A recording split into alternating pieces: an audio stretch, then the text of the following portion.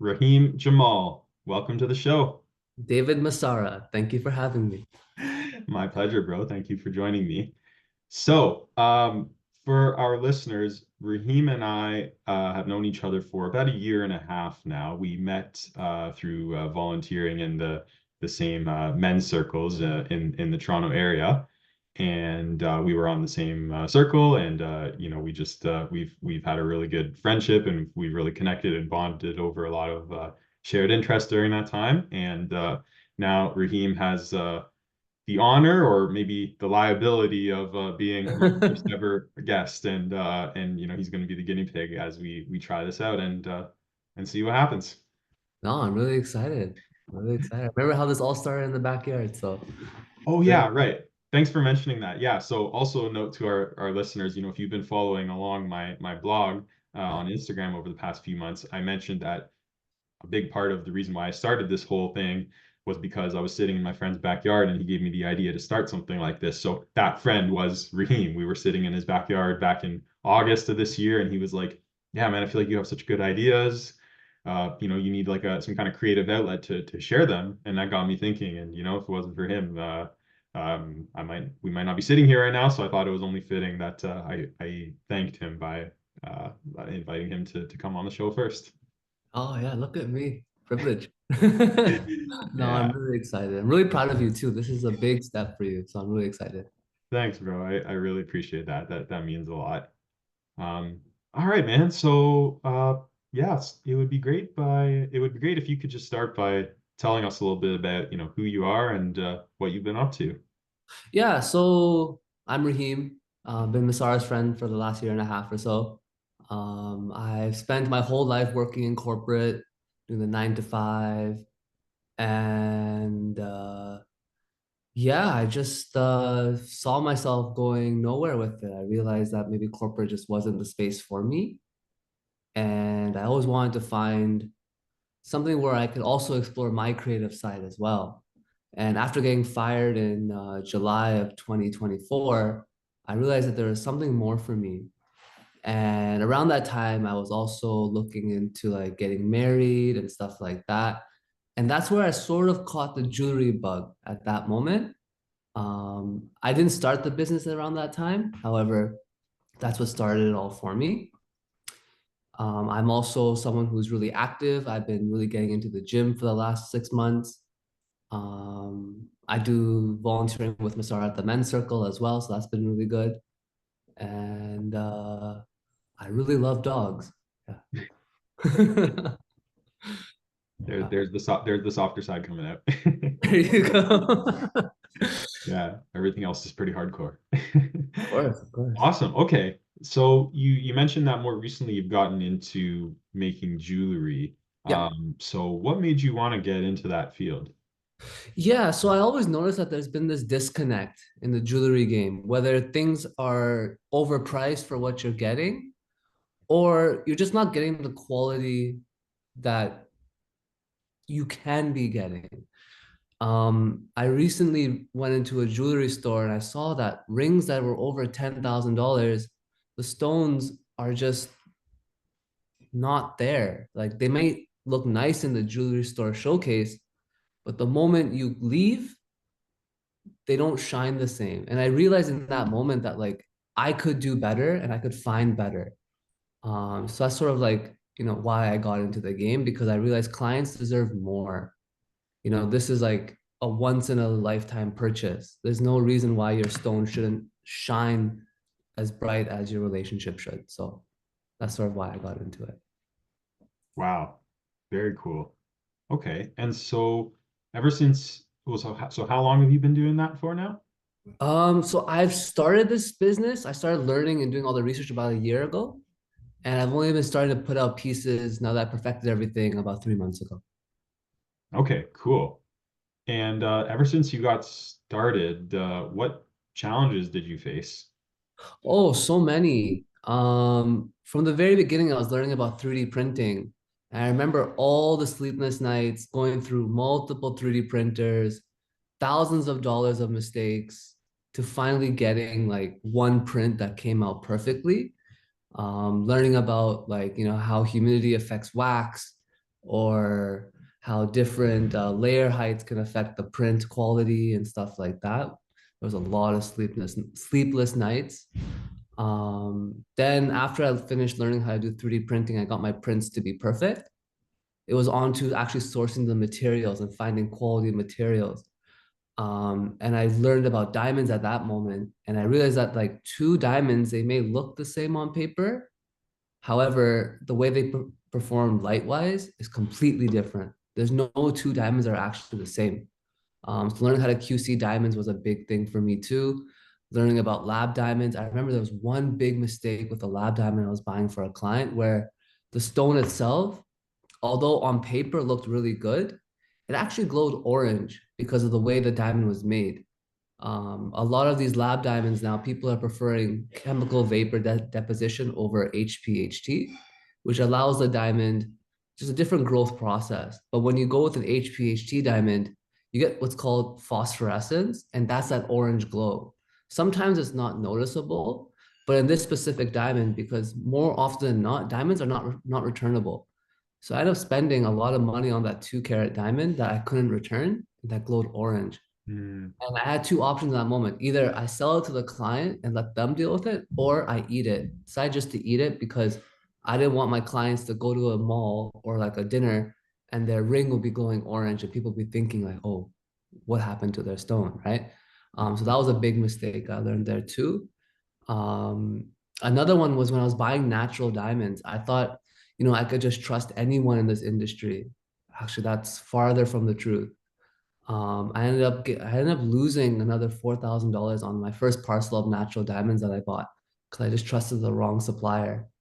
Um, so since then, like I've actually worked with other bigger suppliers, more bigger name brands. I got my business license so I could work with bigger suppliers, and since then I've had no problems. But when I first started out, it's like those little small mistakes that taught me how to properly do business in this industry. So those are like the mistakes I've learned so far, or the challenges per se. mhm.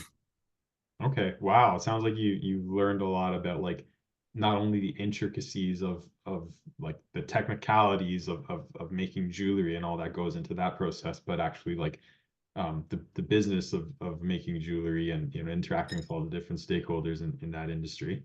Yep, yep. Cool. So it sounds like, and as you just mentioned, like you learned a lot of lessons in that sense, but like overall, like how would you sum up like all the lessons that you've learned from going on this adventure thus far? I mean, I would sum them up as like lessons that you need to learn. Because one way or another, you're gonna encounter this. You're gonna encounter bad suppliers. You're gonna encounter like, terrible stones. And learning about these lessons early helped me keep my cost low because I'm not overly investing. Had I maybe learned this lesson 5 years down the road, where instead of buying 1 carat parcels, I'm buying 10 carat parcels, my losses would have just multiplied.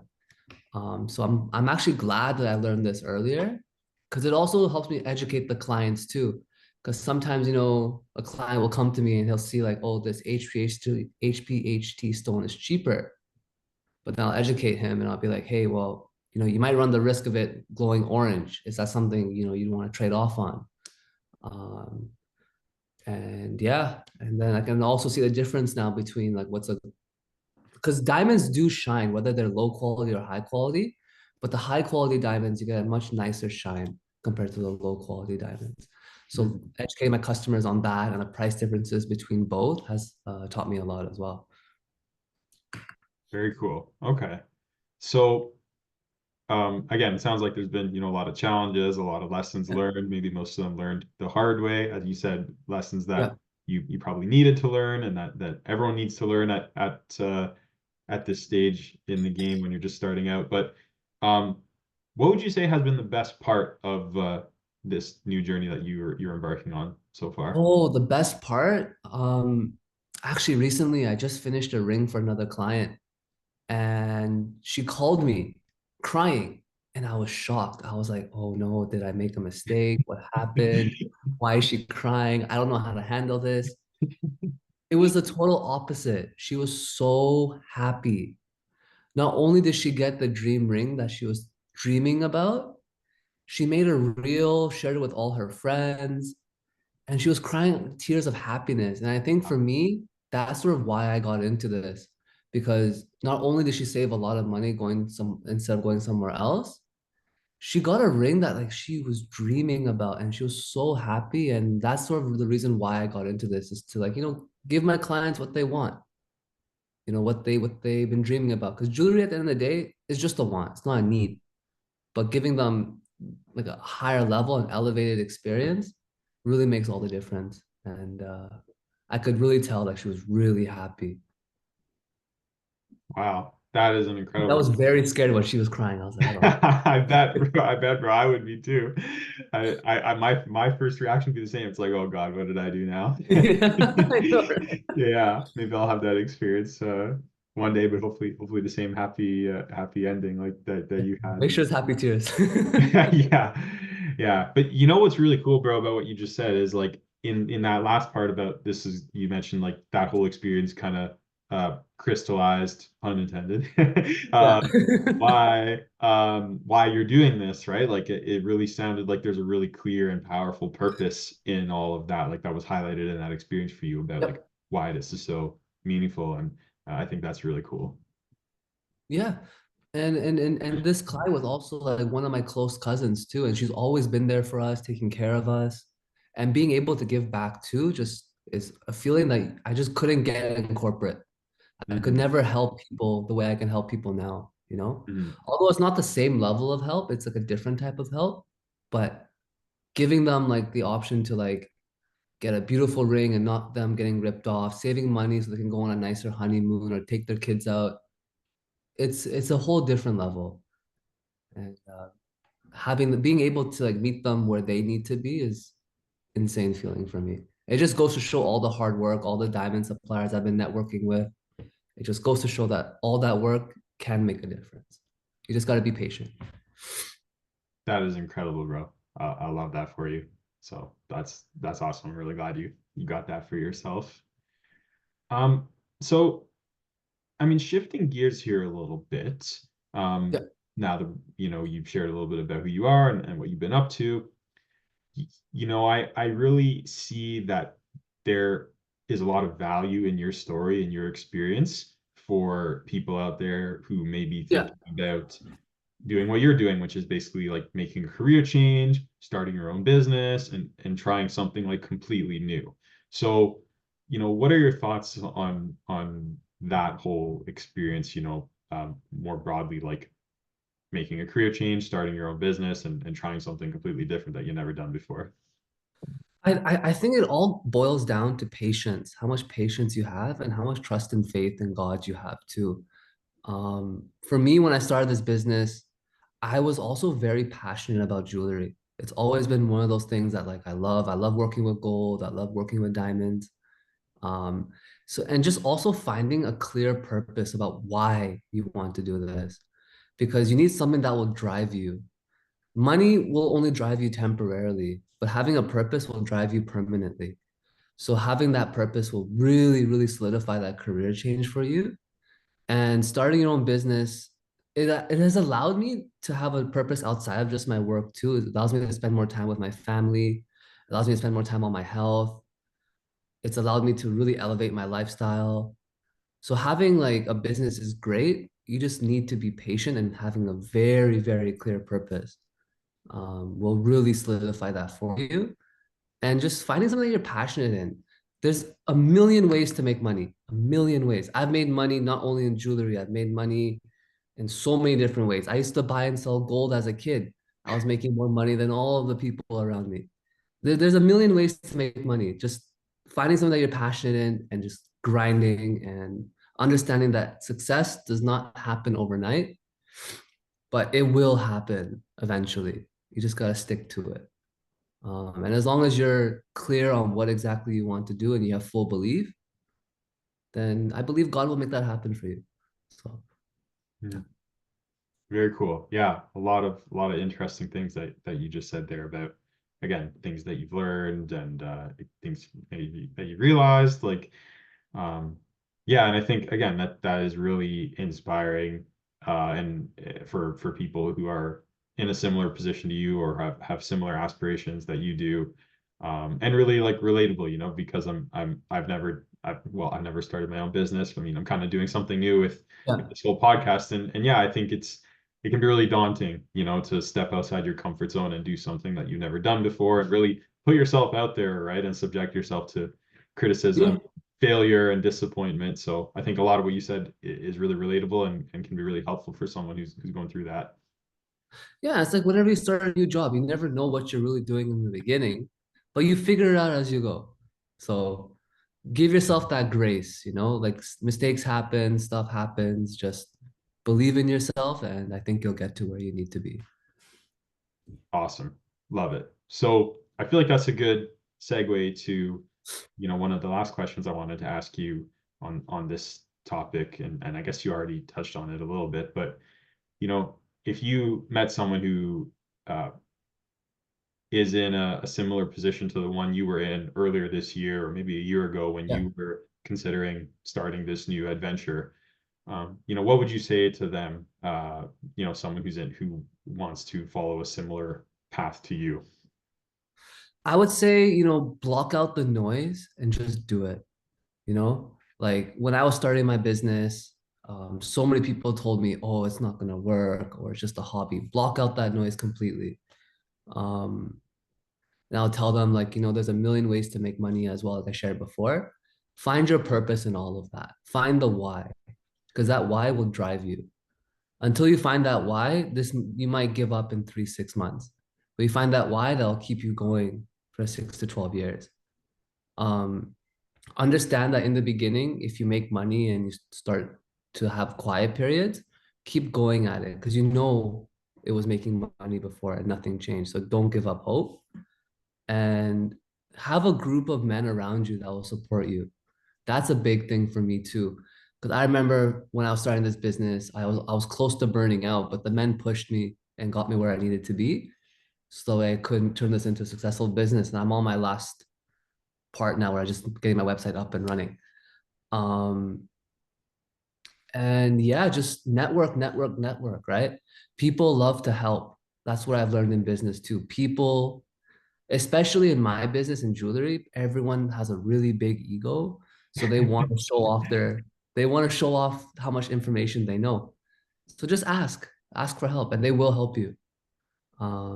There's nothing wrong with asking for help. Everyone started somewhere, right?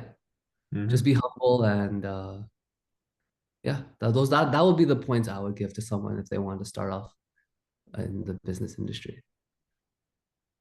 Wonderful. I'm sure that's going to be really helpful for everyone who's listening and who's interested in that.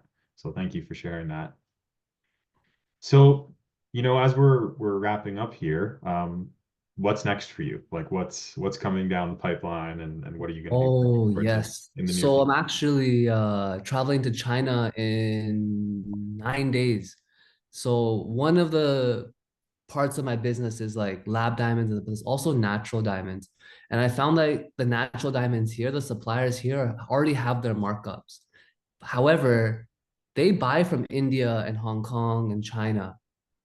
So I'm thinking to myself, why do I have to pay double the price here when I can just spend $600, go to China, meet the supplier, and get the discount there?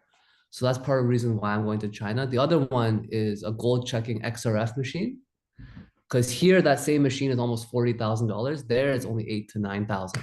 So by me buying it there, I'm also saving 31,000. That will also allow me to buy and sell gold more consistently without having to go to a different person to check the gold and meeting them there. I can actually just go to my client's place, check the gold myself, pay them out in person, and then use that gold for my business. And then I'm also looking into ready-made jewelry as well. So that way, for people who just want quick gifts or quick rings, like simple styles, I could have that already posted on my website.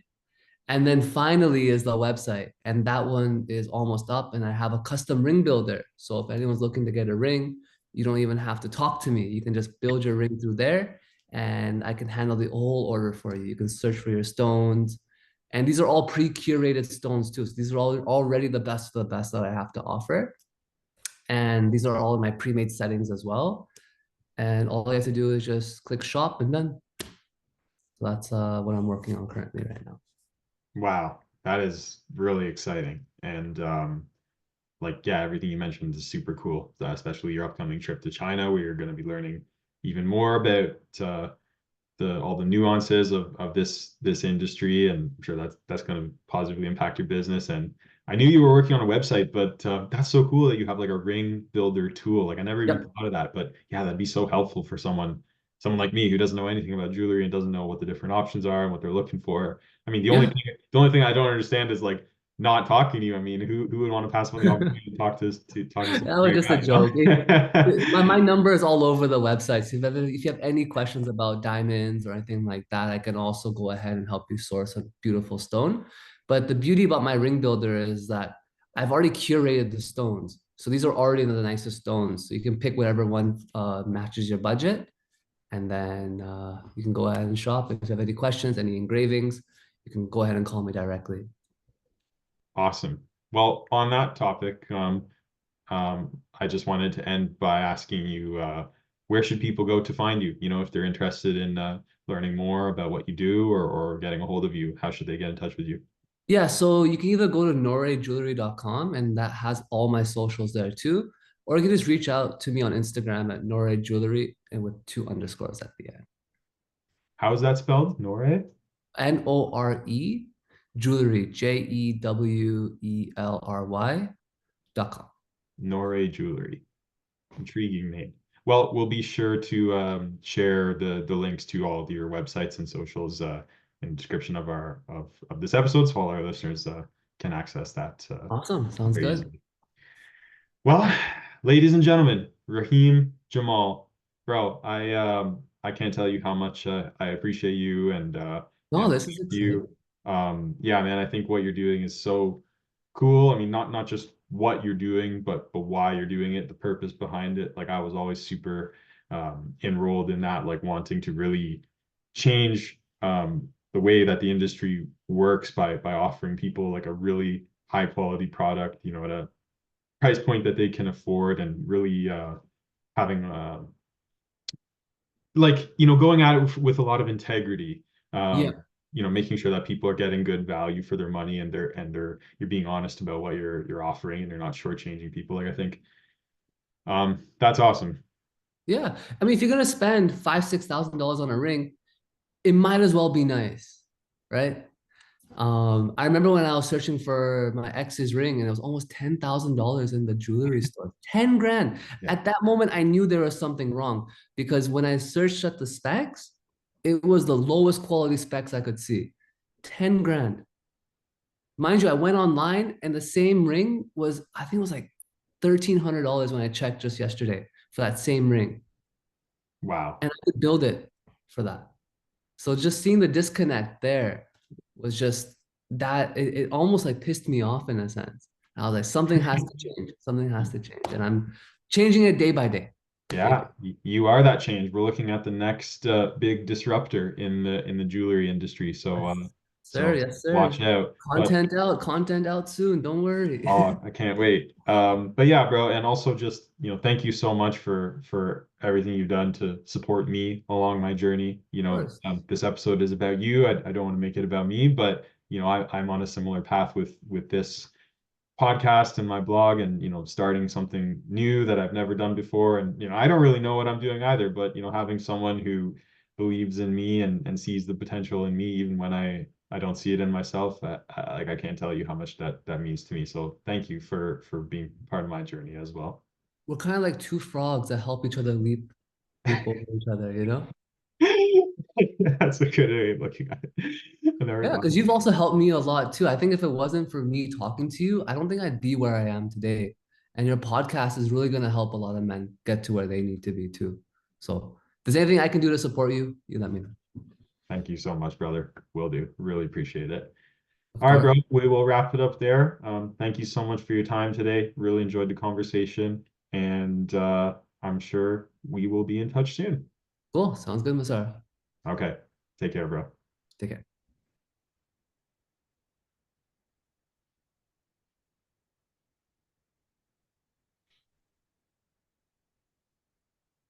Just gonna stop the recording. I just was giving myself a few extra seconds, right? Okay, I'm I gonna, was I'm like, gonna, I'm gonna stop the recording now. Okay. okay.